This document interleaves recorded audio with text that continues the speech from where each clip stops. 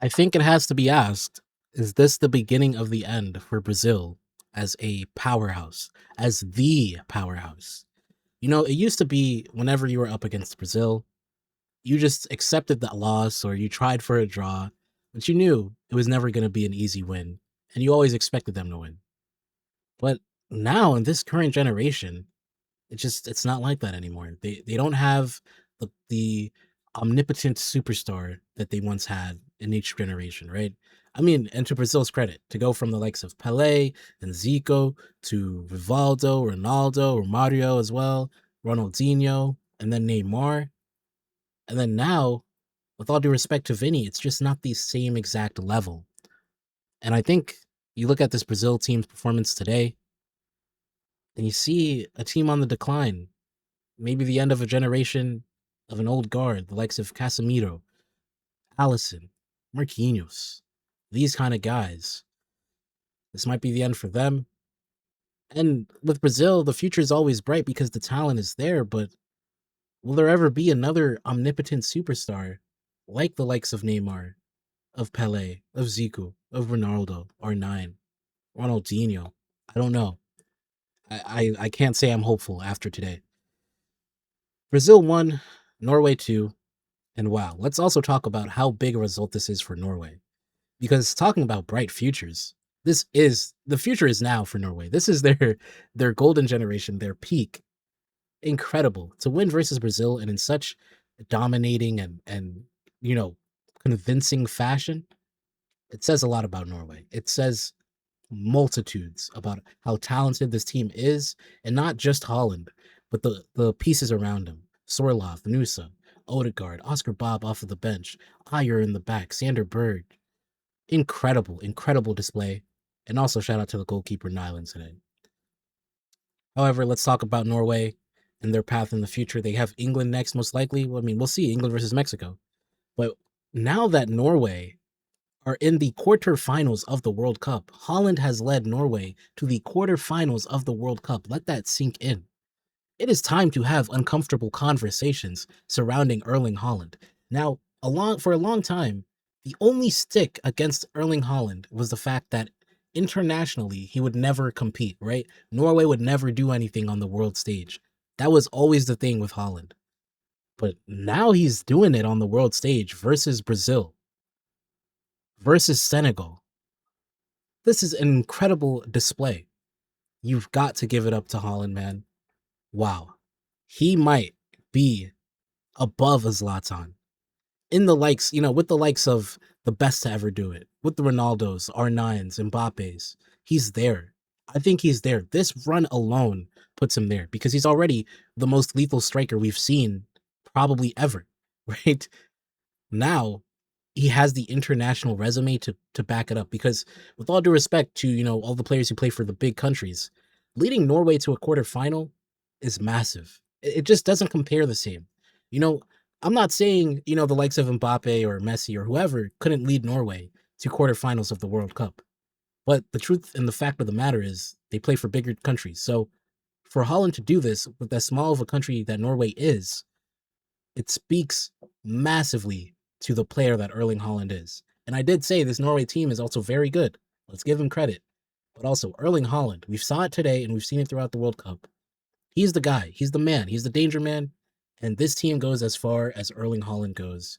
And we have to give him the credit.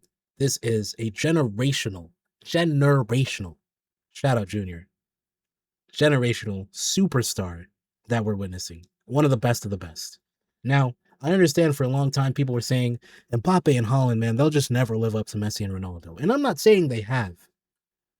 But to go from Messi and Ronaldo to Mbappe and Haaland is not this. It's not as big as a downgrade as we've made it seem now, because these guys are absolutely killing it.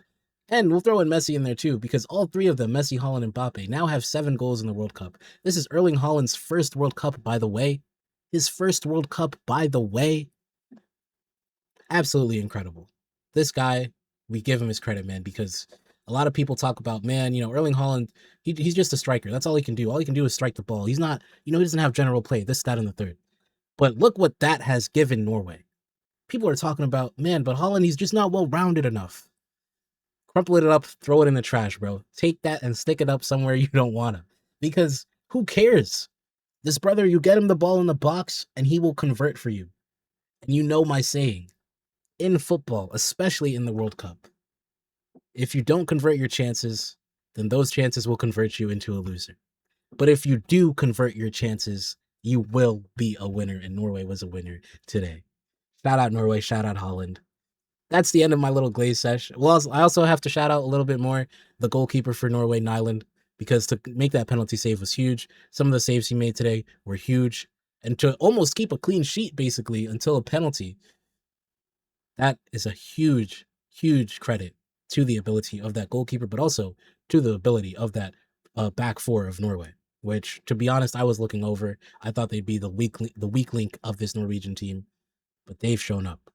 And on top of that, let's give credit to the Norway fans, and also not even the Norway fans, but also let's just look at how Haaland has caught on in America. I mean, people are dressing up like him, and then the whole Norway row is just catching along. So not only do they have support from their home country, but now they're converting, Americans into Norwegian fans, which is massive for them as far as home support going on further in this World Cup. Absolutely incredible for Norway, Norwegian football, and wow, they could go a lot further than we think. They already are a lot further than we think. Massive, massive shouts to Norway. Okay, the Norway glaze sesh is finished. Let's rip into Brazil. I'm going to start with a certain guy on my wall. You see him, Neymar Jr. Now, is it Neymar's fault entirely that Brazil lost or that they've been so disappointing? No.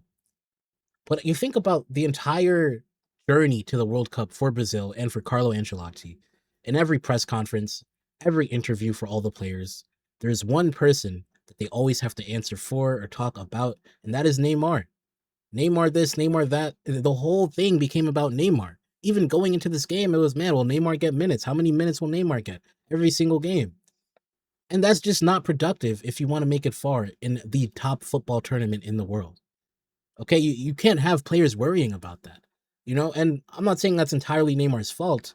However, you couple that, all of that, buzz around him, and then the fact that he comes in today and does pretty much nothing except score a penalty. You can't help but feel like he should have stayed home. He should have stayed home. This was not his tournament to play, man.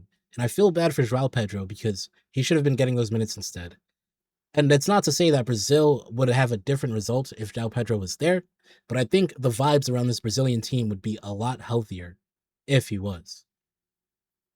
I just feel for as we talk so highly about Neymar. We talk about him as, the prince that never became king, whatever, the baby goat that he was, all this stuff, right? The best player on ability ever, the best player on talent, this, that, and the third. There's so many things that go across with Neymar's name, right? But for all of that, this is so disappointing, so underwhelming for him to essentially pry himself into a World Cup and then give us a performance like this. And people are going to say, well, he's injured, this, that, and the third. Brother, if you're on the field, and especially for all the campaigning that he did to get brought to the World Cup, I have to be honest. We have to be rough with you, bro. We have to be brutally honest with you, because for all of that, for you to produce this level of play, it's not enough, man. It's not enough. And I expect better from Neymar. I don't care how old he is. I expect better. Now let's get into the rest of the Brazilian team. Because it's just disappointment is the only word I can think of. They were in a tough group. They get a draw with Morocco. That's all cool. They win versus Haiti, fine. And they get another win versus Scotland. But let's talk about the content of their performances, because especially when the knockouts have started, this team has been massively underwhelming, even versus Japan.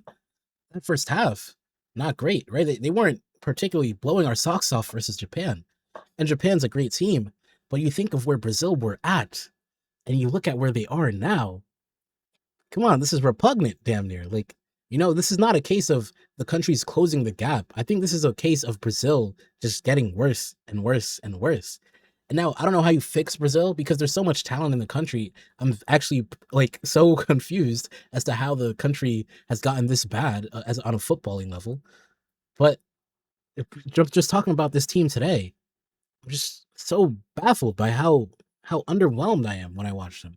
I mean, what's interesting to me And what's actually crazy to me is it felt like Norway were better technically than Brazil. And I feel like that should never happen, right? That's like a football no-no, like, But it looked like Norway felt more technically secure and sure of themselves than Brazil when we're talking about on the ball. It was incredible. Incredible. And we could also point to a lot of missed opportunities today for Brazil. I mean, look, Bruno Guimaraes, I was telling you guys, I told you guys before, a World Cup knockout game penalty is no joke. No joke. It is baffling to me that Bruno G is taking that penalty instead of Vinicius Jr. It is baffling to me that Bruno G misses that penalty. It got saved, but you get the point. That needs to be scored. And look, I get it. He takes penalties for Newcastle. Cool, cool. But if I'm Vinicius and when Neymar is not in the team, I'm supposed to be the guy, then put me on pens. That's my deal. Okay. I don't know why Vinicius is not taking that penalty. And I don't know why does he not usually take penalties for the Brazil team? Someone let me know, because easily for me, you're looking at everyone on the field in that moment. The number one guy I'm having take that penalty is Vinicius. And then Brazil missed a few other big chances. Endrick had a very big chance. Oof. Look, I hate to really dial in on young guys because they're young. Like they have to get the experience some way, somehow. But man, Brazil are gonna regret that. Brazil are gonna regret that. And then eventually they get a penalty, but it's just too late. Too little, too late. And I can't say anything except Brazil should be embarrassed. They should be embarrassed. Not only to lose this game, but the fact is, there's so much stagnating with this. Like, I look at the back line today, and the fact is, you're starting like a 35-plus-year-old Danilo, a Douglas Santos who doesn't have, he's playing in Zenit right now. You know what I mean? Like he's playing in Russia. Brazil are we've known them for so long to be of a higher level that today you just cannot help but feel disappointed.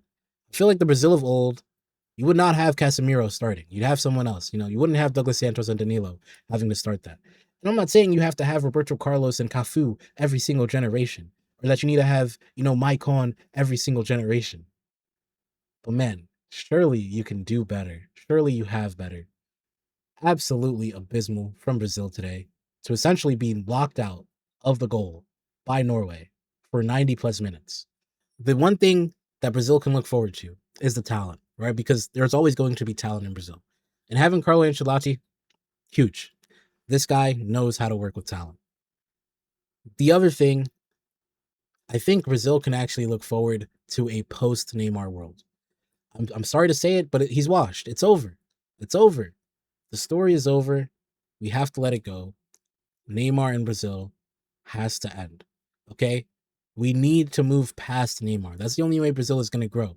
I hate to bring up this example, but you have to look at PSG and Mbappe.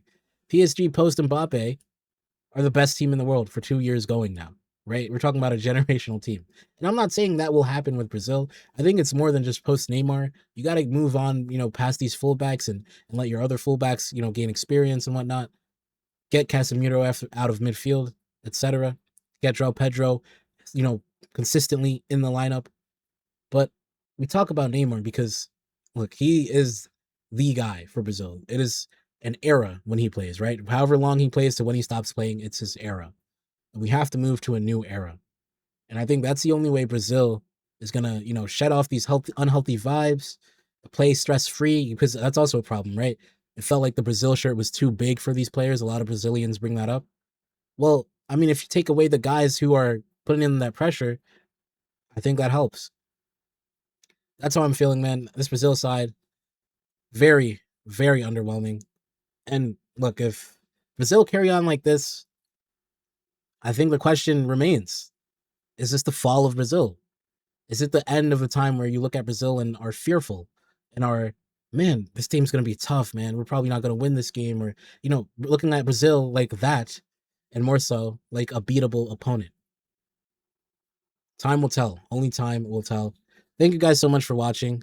It's been your boy, Ollie Footy. Thank you to all of the new subscribers. Welcome. You will not regret it. We are on the road to 3,000 subs. Thank you guys so much for watching yet again. Make sure you follow, like, and subscribe. Until next time, we out.